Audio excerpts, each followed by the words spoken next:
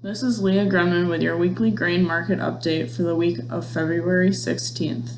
Hope you all had a great Valentine's weekend. Over last week, all commodities, corn, beans, and wheat still remain bearish. This is just continuing the downward trend. Currently, the markets are inching closer to their record lows in all three grains. If you remember, the previous record low for corn and beans were made during the April-May time of 2019. There are some similarities between the 2 years. Like 2019, slower export demands and surplus of grain. On top of that, the USDA is once again starting the year with elevated production estimates, and the market does not see a need. Interesting enough, we are nearing a time where grains typically experience a seasonal rally. In 2019, corn, beans, and spring wheat futures experienced a sharp decline before experiencing a sharp rally in May. Unfavorable weather for spring planting was the reason, and it helped market movement, which in turn rallied markets. This year, we are seeing similar actions leading into spring.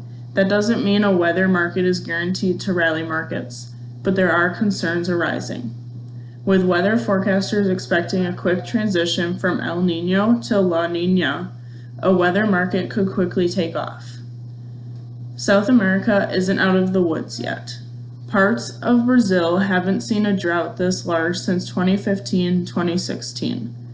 That year, soybean futures didn't react to the smaller crop until the end of February, when a sharp rally occurred. No 2 years are the same, but clearly the market has a tendency to wait to react. This year, the waiting approach for the trade on South America's production is understandable. The problem is that South America's production areas are massive, and it makes it hard to fully grasp the situation. There will be no doubt good and bad areas, but how they offset each other is yet to be known. A familiar debate happened last summer during the U.S. weather market.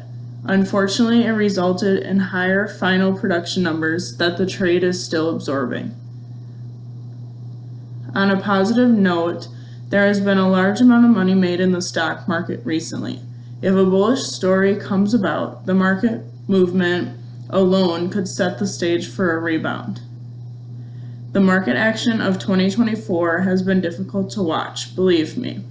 Just don't let your emotions dictate your marketing decisions.